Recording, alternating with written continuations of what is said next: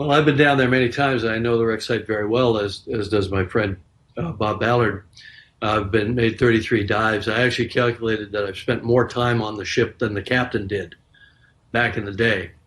And of course, as a submersible designer myself, I designed and built a sub to go to the deepest place in the ocean, 3 times deeper than Titanic. So I understand the engineering problems associated with building this type of vehicle and all the safety protocols that you have to go through, and the certification protocols that all other deep submergence vehicles, except this one, that carry passengers, especially paying passengers, all over the world in tropical waters, deep coral reefs, other wreck sites, and so on. The safety record is the gold standard, absolutely. Not only no fatalities, but no major incidents requiring all of these assets to converge to a site. Of course, that's the nightmare that we've all lived with, since all of us entered this field of deep exploration. We live with it in the back of our minds.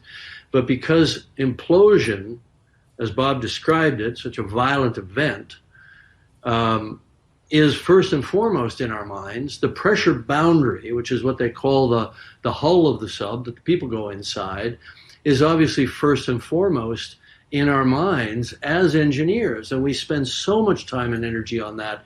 And we use all the computerized tools available today, finite element analysis. We worked on our sphere for our deep vehicle that went to the Challenger Deep for over 3 years, just in the computer, before we even made the thing. And then, of course, we pressure tested it over and over and over, and so on. So, this is a mature art, and many people in the community were very concerned about this sub.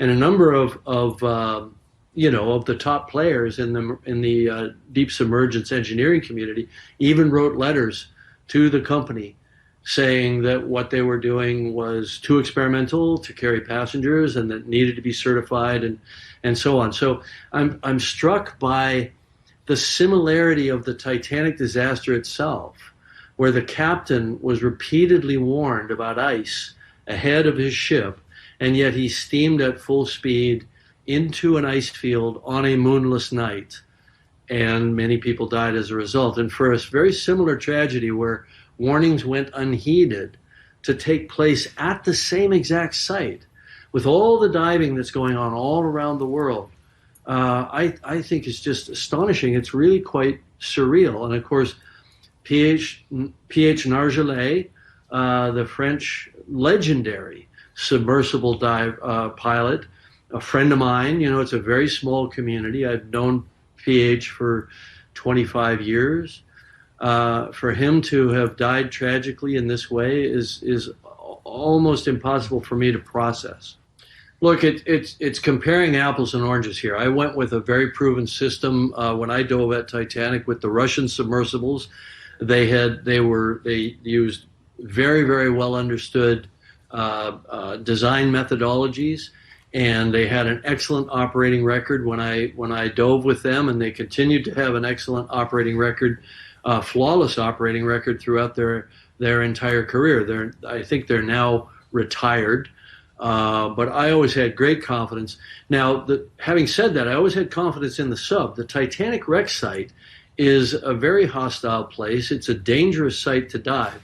If you think of a typical research dive, you go down and you're really just operating over a bottom.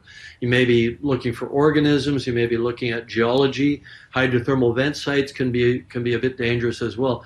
But Titanic, you've got this 8-story, 10-story high structure with overhanging metal structures. It's a twisted mess. You can get entangled.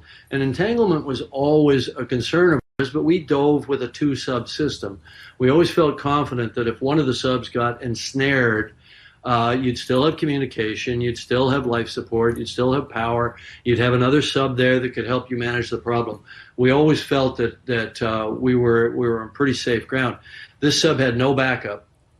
It didn't have a lot of backup systems, from what I understand, and it was predicated on what I think of as a fundamentally flawed design principle, which is a carbon fiber hull, which when I first heard about a move toward composite hulls, and this was many years ago, even when I was designing my sub.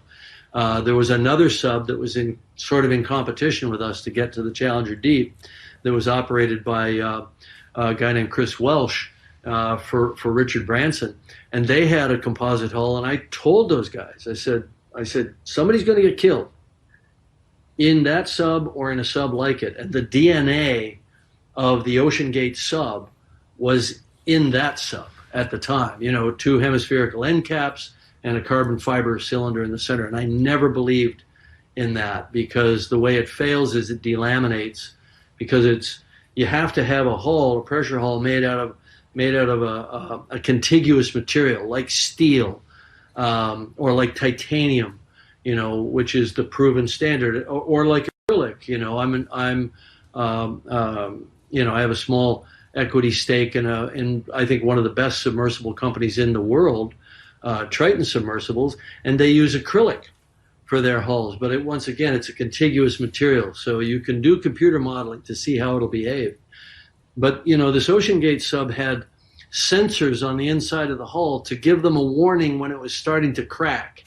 And I think if that's your idea of safety, then you're doing it wrong. You don't, and they probably had warning that their hull was starting to delaminate and starting to crack. Because as Bob pointed out, it's our belief, we understand from inside the community, that they had dropped their ascent weights and they were coming up trying to manage an emergency.